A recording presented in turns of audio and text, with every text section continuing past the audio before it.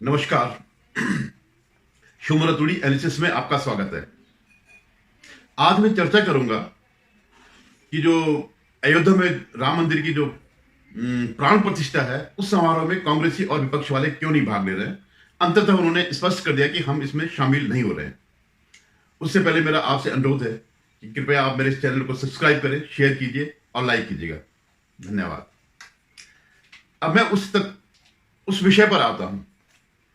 जब ये प्राण प्रतिष्ठा समारोह के लिए निमंत्रण पत्र जारी होने शुरू हुए, तब विपक्ष ने बड़ा बवंडर किया कि हमें नहीं भेजा, इस पार्टी को नहीं भेजा, उस पार्टी को नहीं भेजा, उस नेता को नहीं भेजा। इस ढंग से ये एक बवंडर फैलाया गया कि बीजेपी का ये कार्यक्रम है और वो सिर्फ अपने लोगों को ही निमंत्रित कर रही है।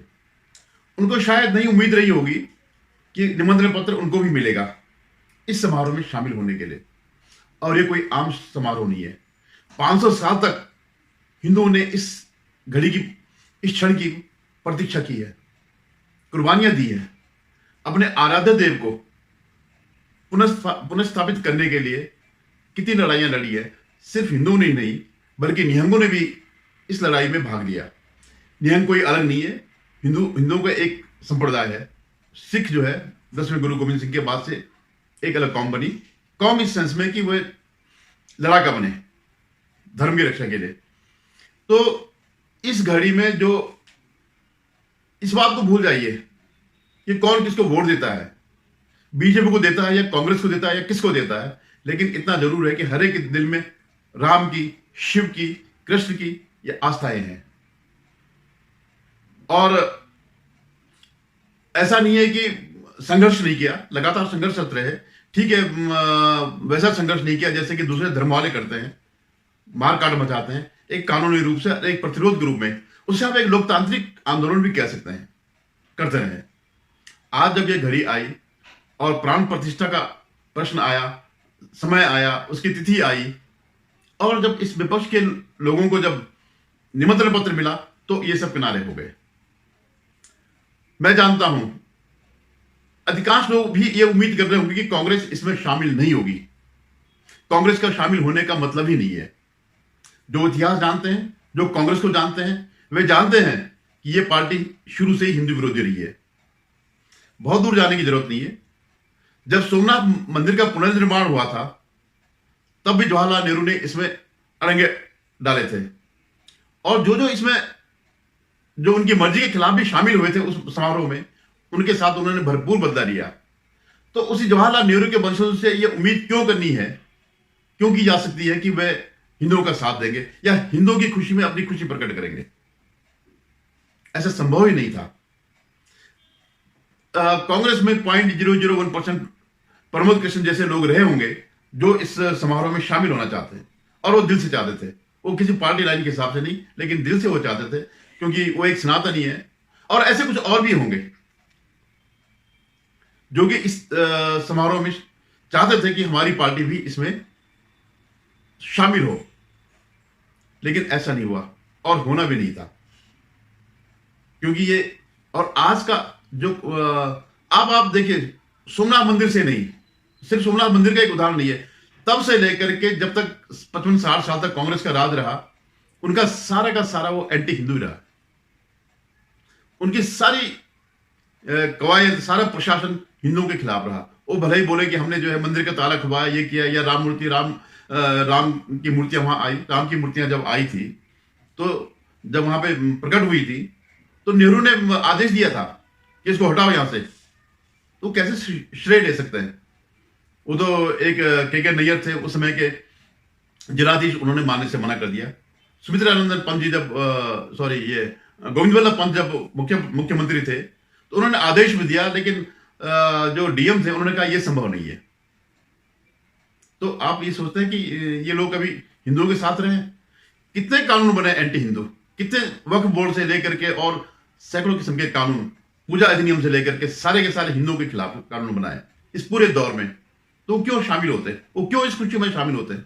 और फिर आप ये देखिए कि इस समय इनकी सत्ता किसके पास है, इनकी कमान किसके पास है, ये पार्टी किसकी मुट्ठी में है? सोनिया गांधी, ईसाई से। वो क्यों चाहेगी? जो ईसाई मिशनरीज है अरबों खरबों रुपए खर्च करते हैं धर्मांतरण में। और जब से मोदी जी आए तब से उन्होंने जो पैसा बाहर से आता था इस पर्पज के लिए, मतलब पर्पज भले कुछ और दिखाते हैं लेकिन सारा पैसा इस उसमें खर्च होता था, उसमें इन्होंने रोक लगाई। उन्होंने कहा हिसाब दो, तो पार्टी क्यों करेगी। और मुख्य बात तो क्या है, ये जो इंडी गठबंधन है, इसका गठन ही सनातन धर्म को खत्म करने के लिए हुआ। ये कोई छुपी बात नहीं है। जो स्टालिन का बेटा है उसने क्या कहा, उसने यही तो कहा। या जो स्टालिन का मंत्री है उसने भी यही कहा कि हमारा ये जो गठबंधन है ये सनातन धर्म को खत्म करने के लिए बना हुआ है। और आप देखिए इस गठबंधन के कोई भी नेता उठा के देखिए, आरजेडी को देखिएगा, उसका जो मंत्री है चंद्रशेखर यादव लगातार गालियां देते रहते हैं सनातन को। या इन्हीं का जो सबसे बड़ी बात क्या है, जो कांग्रेस का अध्यक्ष है मल्लिकार्जुन खड़गे, उनका बेटा कितनी गालियां देता है सनातन के खिलाफ। और कर्नाटक के मंत्रिमंडल में कर्नाटक के जो नेता है कांग्रेसी, वो कितना खिलाफ है। तो आप इनसे क्या उम्मीद कर सकते हैं कि ऐसा ये इस मंदिर में शामिल होंगे, इस प्राण प्रतिष्ठा के पावन अवसर पर ये शामिल होंगे। ये कभी शामिल नहीं होंगे, इन्होंने नहीं होना था और नहीं हुए और ना हो रहे हैं। आप अभी मैंने बताया आरजेडी और समाजवादी पार्टी, जो इसके संस्थापक मुलायम सिंह है, तो उन्होंने तो गोलियां चलवाई हैं राम भक्तों पर, वो बहाना कुछ भी ले रहे। तो ये संभव ही नहीं था कि जो गठबंधन सनातन के खिलाफ बना हुआ है वो इस अवसर पर शामिल होगा। ये केजरीवाल ही कितने कितने कहानी अपनी नानी के नाम पे कितनी कहानी सुनाते थे कि मेरी नानी ने कहा कि ऐसे उसमें जाओगे जो उसको तोड़कर बना है, दूसरे धर्म के उसमें तोड़ के बना है। आप इतिहास का एक टुकड़ा क्यों लेते, आप समग्र रूप से क्यों नहीं लेते। एक मंदिर को बना करके मस्जिद उसके ऊपर तोड़ करके बनाई गई थी और आप उसको कह रहे हैं कि ये मस्जिद तोड़ करके, वो तो उस जो अतिक्रमण था उसको तोड़ा गया। ऐसे ममता बनर्जी वो क्या कह रही है, क्योंकि ममता बनर्जी के पास एक फौज है, एक हिंसक फौज है जो बदला लेती है, तो वो उस फौज को अपने जो है नाराज नहीं करना चाहते। और पूरा ये जो इंडी गठबंधन है, इसके एक तो ये सनातन के खिलाफ है और दूसरा ये एक वोट बैंक के लिए ही बना हुआ है। इनका मिलन भी सिर्फ एक वोट बैंक के लिए है और जब इनका विखंडन होगा वो भी मुस्लिम वोट बैंक के लिए ही होगा। जो आजकल इनका वो नहीं हो पा रहा है, तालमेल नहीं हो पा रहा है, उसके पीछे कारण एक ही है, इनके पास जो है वोट बैंक ही एक है। बाकी जो है वो थोड़ा बहुत है, अलग है, लेकिन जो थोक के हिसाब से अब सबका डर ये कि इसमें से कोई टुकड़ा न निकल जाए।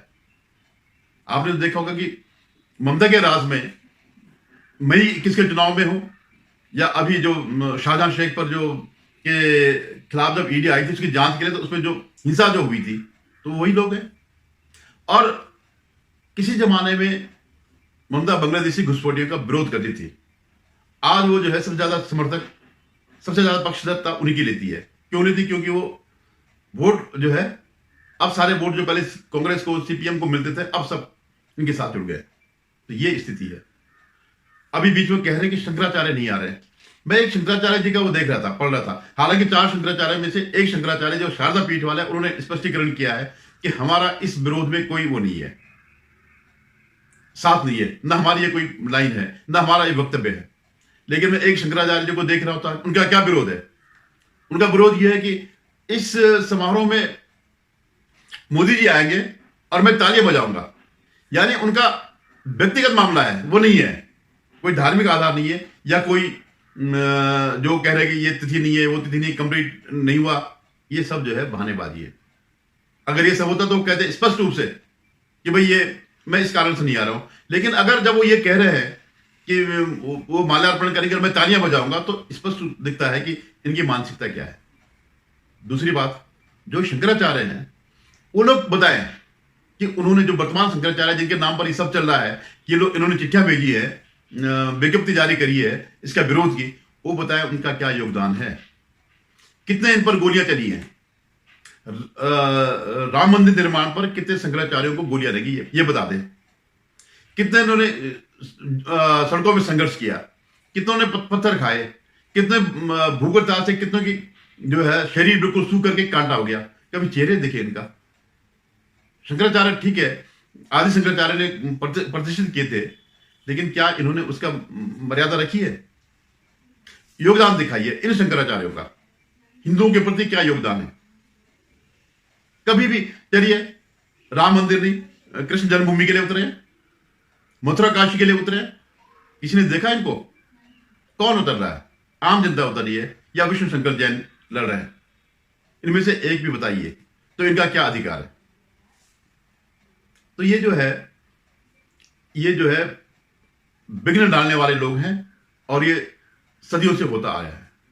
इस पर बहुत ज्यादा चिंता करने की जरूरत नहीं है। हिंदू समाज जो है इस अवसर को बड़े गर्व से लेगा, अभिमान से लेगा और आध्यात्म से लेगा और धार्मिक भाव से लेगा। धन्यवाद। अगर आपको एक बार पुनः निवेदन है कि अगर आपको मेरा वीडियो पसंद आए तो इसे जरूर सब्सक्राइब करेगा। धन्यवाद।